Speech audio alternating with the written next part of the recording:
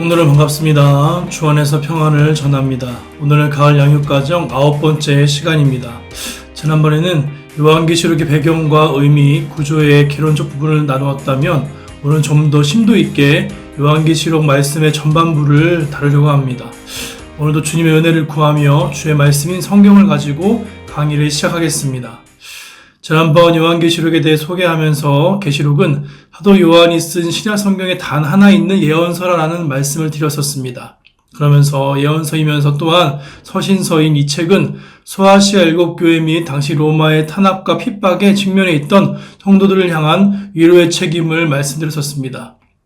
그러면서 여기에는 다양한 상징과 심판의 내용이 쓰여져 있는데, 상징은 당시 로마의 식민 통치로 인해 비밀성을 보장하기 위해 사용된 방법이며, 내용적인 심판은 단순히 공포심을 주기 위한 것이 아닌 성도에게 하나님의 나라의 소망을 주기 위한 것으로 이 계시록을 보아야 한다라고 말씀드렸었습니다. 이제 계시록의 내용을 한번 들어가 보려고 하는데, 미리 말씀드릴 것은 계시록의 내용을 하나하나 구체적으로 해석하며 나누려면 내용이 너무나 방대해지기 때문에 뼈대가 되고 해석상 중요한 부분만 추려서 나누는 것으로 진행하겠습니다.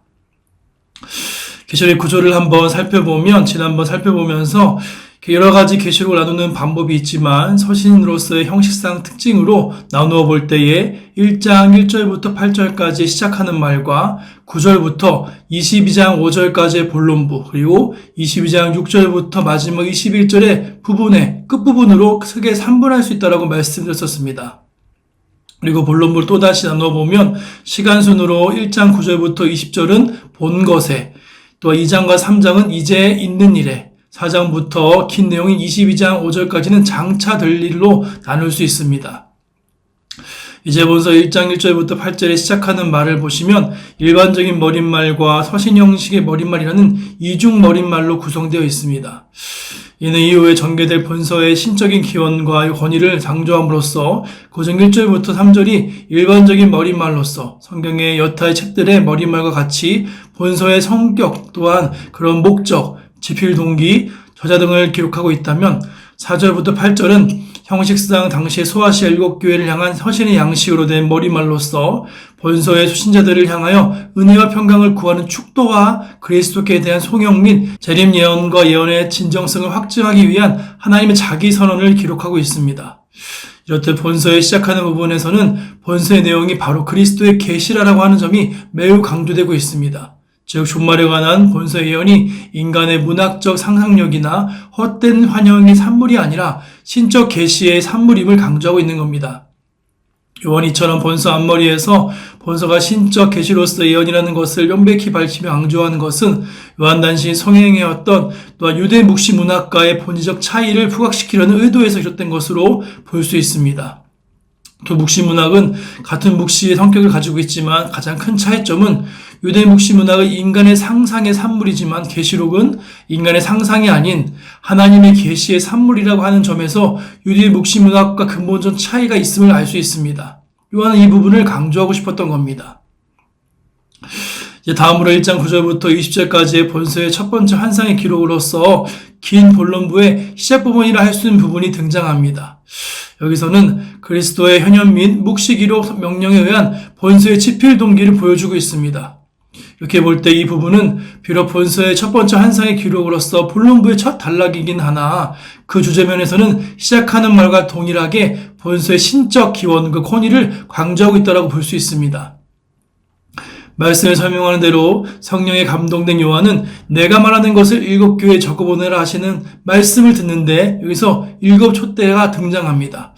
여기서 7 촛대는 바로 소아시아 7교회, 에베소, 서머나, 버가모, 두아디라, 사대, 빌라델비아, 라오디게아를 의미합니다. 여기서 등장하는 인자 같은 이, 주님이 상징적으로 등장하십니다. 주님께서는 요한에게 내 음성 듣는 것을 교회에 적어보내라 하시는 가운데 여기에 모사된 우리 주님의 모습은 신비하고도 놀라운 모습으로 이전에 복음서에 등에서 나타난 사람의 아들로 이 땅에 오셨던 모습과는 너무나 다른 모습이 등장합니다. 이것은 이 땅에 우리의 죄를 대속하러 오셨던 인간의 신분으로서의 예수님이 아니라 하늘에 오르사 성자로서의 영광을 회복하시고 이제 구주요 왕으로서의 지위를 가지신 그리스도의 모습이라 할 수 있습니다. 또한 이러한 주님의 면모는 당신이 보여주시고 또 기록하라고 명령하신 바 이후 기록된 모든 계시의 말씀들의 신성과 권위와 진실성을 보이기 위한 상징적 모습인 동시에 주 안에서 장차 구원받은 성도들이 누릴 영광의 예시로도 볼 수 있습니다. 이제 계시록 2장과 3장은 본서의 형식적 수신자인 당시의 소아 7교회를 일종의 모델로 하여 각각에게 보내는 다양한 메시지에 등장하는 부분입니다. 여기에 언급된 소아 7교회들은 역사적으로 실존했던 교회들로서 본서의 기록자 사도 요한이 유대전쟁 발발을 계기로 에베소로 이주한 후 그곳을 중심으로 숨질 때까지 약 30년간을 사역했던 교회들입니다. 한편 소아시아 7교회에 대한 메시지는 사도 요한 당시 그의 사역 대상 교회들뿐 아니라 모든 시대 모든 교회들을 대표한다라고 볼 수 있습니다. 왜냐하면 말씀을 잘 보시면 각 교회들을 향한 서신들의 말미에 성령이 교회들에게 하시는 말씀을 들을지어다라는 후렴구들이 등장하기 때문입니다. 이것은 각 서신들의 내용이 특정 교회 하나만을 대상으로 한 것이 아님을 보여주고 있습니다.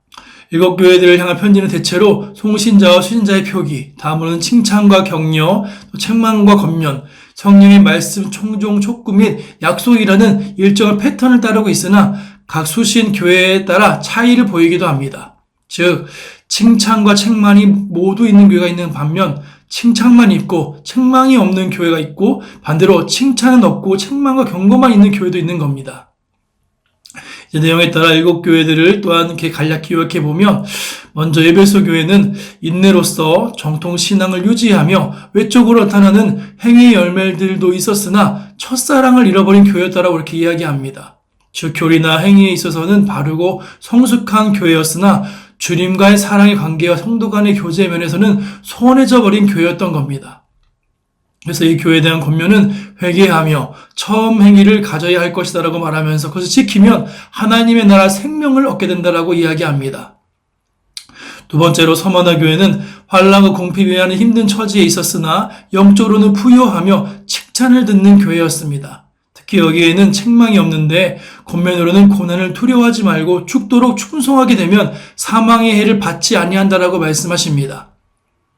다음 버가모 교회는 핍박의 때에 순교자를 배출하기까지 하는 등 귀한 영적인 유산과 전통을 가지고 있는 교회였으나 일부 교인들이 니골라당의 교훈을 따름으로써 해석하들 위기를 맞고 있는 교회였다라고 이야기합니다. 그러면 권면은 처음 에베소 동일하게 회개로 나아가야 하며 그리하면 만나와 흰돌을 줄 것이다라고 말씀하십니다. 여기서 만나와 흰돌 이 두 가지의 해석을 보면 만나는 과거 이스라엘에 임한 하나님의 양식이었기 때문에 지금 거짓 교훈이 팽배한 곳에 그것이 아닌 하나님의 말씀의 양식을 줄 것이다라는 의미이며 또 흰돌은 여러 의미로 볼 때 구원과 관련이 있기 때문에 이는 구원의 즐거움에 참석할 수 있는 표라라고 그렇게 볼 수 있겠습니다. 네 번째 두아디라 교회는 나중 행위가 처음 행위보다 많은 교회이지만 이세벨이라고 하는 거짓 선지자를 용납한 교회였다라고 이렇게 이야기합니다. 즉 활발한 활동을 펼치며 성장을 거듭하는 교회였지만 이단을 용납하고 타협함으로써 진리를 훼손시키는 교회였던 것입니다. 그래서 이들에게 내려진 권면은 회개와 이전의 복음을 붙잡아야 하며 그러면 만국을 다스리는 권세와 새벽별 즉 예수 그리스도의 은혜를 주신다 말씀하십니다.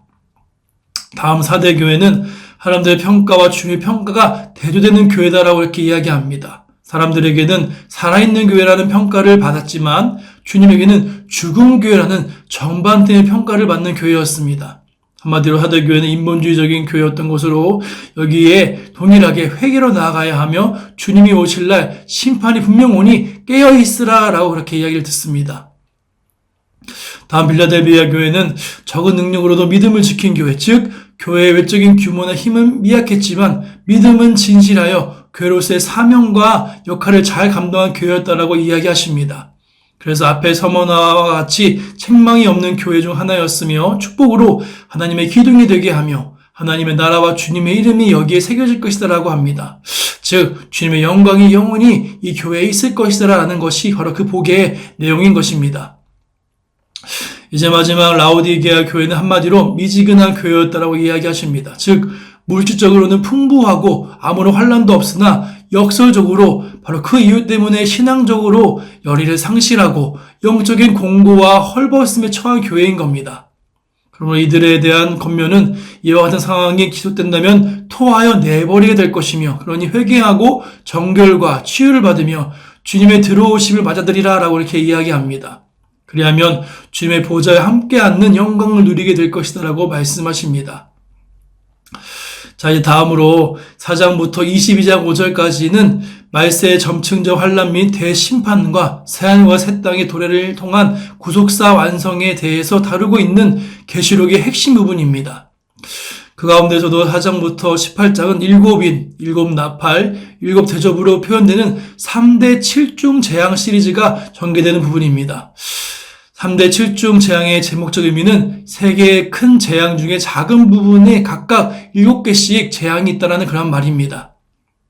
이 부분은 최후 심판에 이은 천국의 복의 부분에 대해서도 언급하고 있는데, 그렇지만 주로 그리스도의 재림 직전에 있을 대환란의 양상에 예언의 초점이 맞춰져 있다고 볼 수 있습니다. 처음인 4장과 5장은 4장부터 또 18장에 전개될 본격적 예언의 서막으로서 하늘보좌 및 어린 양에 관한 환상이 묘사되고 있는 부분입니다. 4장에서 18장이 일곱 나팔, 일곱 대접의 연속적 환상의 큰 틀에 따라 종말에 관한 예언을 전개한다라고 볼 때에 4장과 5장의 하늘보좌 및 어린 양에 대한 환상은 이 세 연속적 환상의 배경이자 출발점이다라고 볼 수 있습니다. 살펴보면 먼저 4장에서는 요한이 성령에 감동되어 본 하늘보좌의 환상에 대해 기록하고 있습니다. 그래서 요한은 하늘보좌 및 보좌 주변의 광경에 대해 기술을 하고 있는데, 하나님 보좌를 중심으로 주변에 24보좌가 있고 그 보좌에 24장로들이 앉아있음을 말합니다. 그리고 보좌 앞에는 하나님의 일곱 영이 일곱 등불이 켜있고 또한 휴정 같은 유리바다가 펼쳐져 있다라고 말씀하십니다. 그러면서 보좌 주위에는 네 생물이 밤낮 쉬지 않고 거룩한 창성을 부르며 24장로들과 모든 피조물들이 하나님께 엎드려 경배함을 기록하고 있습니다. 이 5장 1절부터 7절은 보좌에 앉으신 이의 손에 인봉된 두루마리 책이 있는데 누구도 그 인을 떼고 책을 펼칠 자가 없었으나 죽임당한 어린 양 예수 그리스도께서 그 책을 취하시는 것을 묘사합니다. 그리고 계속해서 5장 마지막까지는 책을 취하신 어린 양에게 네 생물과 24장로들이 찬양을 드리자 천군 천사 및 모든 만물들 역시 이에 화답하며 찬송하는 장엄한 광경이 묘사됩니다. 이상의 환상에서 보좌에 앉으신 이의 손에 들린 인봉된 두루마리 책은 장차 미래에 있을 일에 대한 하나님의 계획이 기록된 책이며, 그 책이 인봉되었다는 것은 그것을 떼기 이전까지는 하나님의 그런 계획이 계시되지도 이행되지도 않았다는 것이 바로 주된 내용입니다.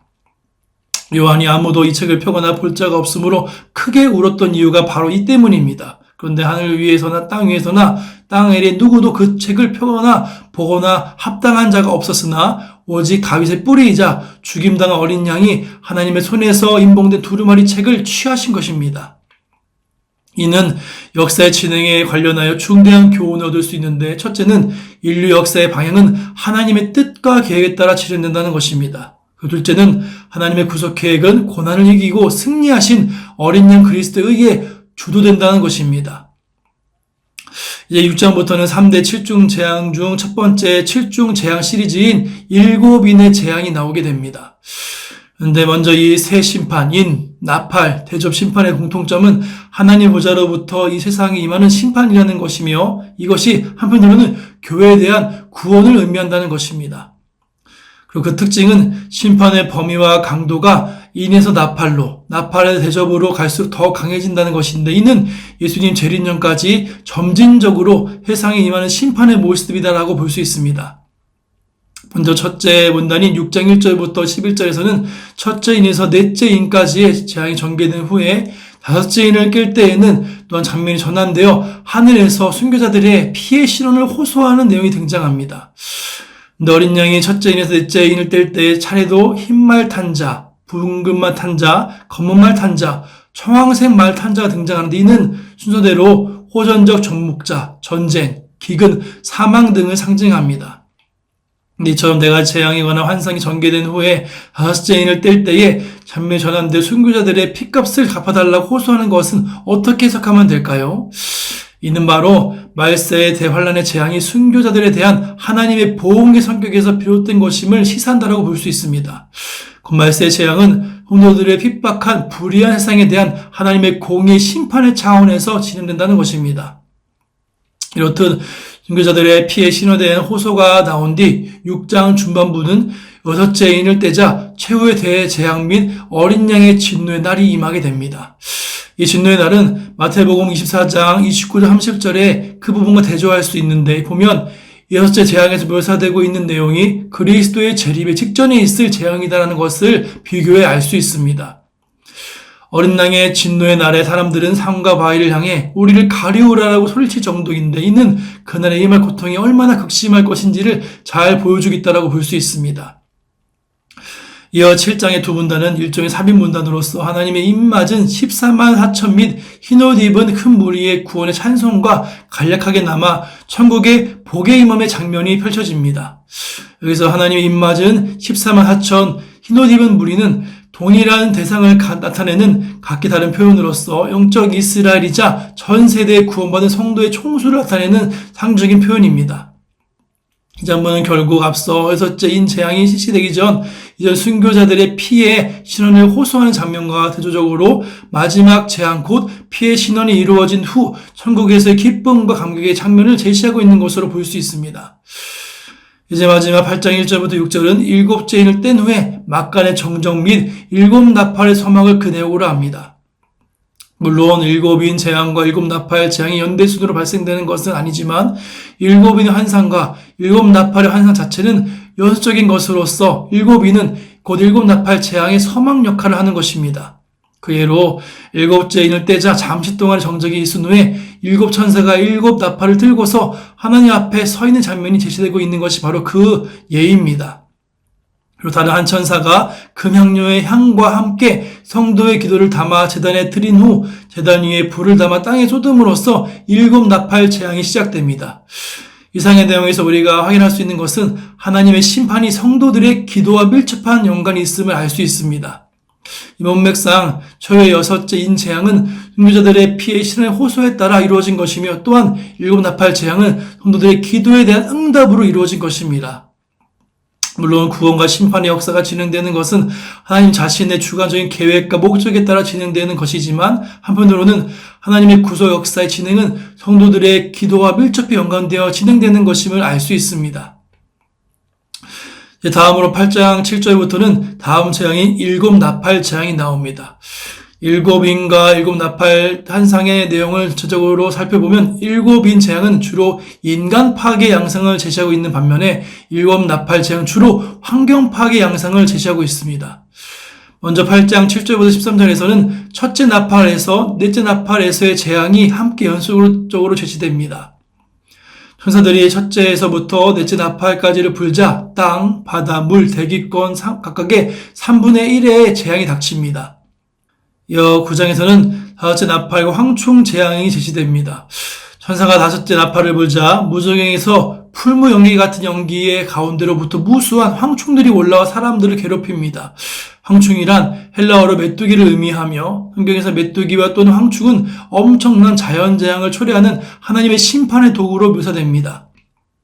특히 다섯째 나팔 재앙은 지면을 덮고 나를 어둡게 할 정도의 메뚜기 떼가 날아와 애굽의 자연소산을 황폐화시켰던 출애굽 당시 여덟 번째 애굽 재앙을 상기시킨다라고 볼 수 있습니다. 이 황충 재앙은 말세 때의 환경 파괴로 인한 사람들의 고통이 얼마나 극심할 것인지를 보여준다라고 볼 수 있습니다. 이어 9장 중반부에서는 여섯 번째 나팔이 불려지고 또한 사람의 3분의 1이 사망하는 재앙이 제시됩니다. 앞서 다섯 번째 나팔의 황충 재앙은 사람들에게 고통을 가하긴 했지만 직접적인 목숨을 해하진 않았습니다. 그런데 이 여섯 번째 나팔이 불리자 그 수가 2억에 달하는 마병대가 나타나 불과 연기와 유황으로 사람들의 3분의 1의 목숨을 앗아갑니다. 이어 10장부터 11장 13절의 내용은 일종의 삽입기사로서 요한이 천사로부터 한 작은 책을 받아먹는 장면 및 성전의 측량과 또한 두 증인에 관한 장면이 제시되고 있는 부분입니다. 먼저 10장 전반부에서 요한은 작은 책을 들고 서 있는 한 힘센 천사의 환상을 봅니다. 그 천사는 일곱째 나팔이 불 때에 하나님의 복음이 최종 성취될 것임을 선포하는데 이는 지금까지의 여섯 나팔 재앙이 아직 최종 재앙이 아니라는 것과 이제 마지막 대재앙이 임박하였음을 환기시키는 것입니다. 근데 여기서 요한이 그 천사로부터 작은 책을 받아본 장면이 나오는데 이것은 종말에 관한 요한의 예언자 사면이 계속될 것임을 보여준다라고 볼 수 있습니다. 이제 11장 1절부터 13절은 성전의 청량 및 두 증인의 순교와 보화가 승천에 관한 장면이 등장합니다. 여기서 성전이란 문자 그대로의 예루살렘 성전이 아니라 신약의 교회를 의미하며 성전을 측량했다는 것은 대환란 중에서 하나님이 성도들을 끝까지 보호하시겠다는 것을 보여줍니다.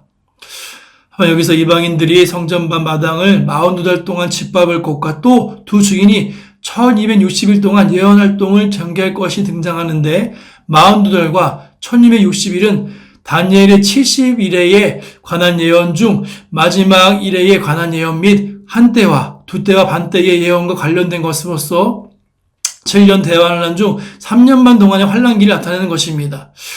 이 3년 반의 시기를 어떻게 볼 것인지에 대해서는 해석과 관점에 따라 다양한데 요한계시록 전체가 그렇지만 특히 이 3년 반에 관한 예언은 요한의 때로부터 약 600여 년 전에 쓰여진 다니엘서 9장에 나오는 다니엘의 70일의 예언과 관련된 난해한 문제이기 때문에 어느 하나의 해석만이 절대적으로 옳다라고 볼 수 없습니다. 그러나 지나치게 문제적 해석에 매이지 않으면서 계시록 자체의 문맥에 충실하자면 대체로 이 3년 반은 최후 종말 직전에 있을 일정한 대환란의 시기를 상징적으로 보는 것이 무난할 것입니다. 이제 마지막으로 11장 마지막까지는 대도 일곱째 나팔과 주의 통치권에 대한 찬양과 경배를 그 내용을 하고 있습니다. 앞에 일곱째인이 특별한 재앙의 언급 없이 나팔 환상으로 연속되었듯이 일곱째 나팔 역시 특별한 재앙의 언급 없이 다음 대접 재앙을 암시하는 기능을 가진다고 볼 수 있습니다. 이는 천사가 일곱째 나팔을 보자 주의 통치권에 대한 하늘의 찬양이 나오고 곧이어 번개와 내성, 지진과 우박 등 심판의 징조가 나타나는 것이 바로 예입니다. 이상 일곱 나팔 재앙에 관한 환상을 종합해 볼 때 우리는 환경 파괴가 말세의 대환란의 중요한 요소가 될 것임을 확인해 볼 수 있습니다. 그런데 특기할 만한 것은 본서는 이처럼 심각한 환경 재앙이 연속되는 과정에서 사람들의 영성 또한 황폐하고 완악해진다는 것을 보여줍니다. 첫 번째 나팔에서 여섯 번째 나팔 재앙이 집행되고 이로 인해 사람들이 극심한 고통을 겪으면서도 여전히 회개하지 않으며 오히려 우상 숭배와 불의를 더욱 크게 일삼는 것이 바로 그 증거입니다.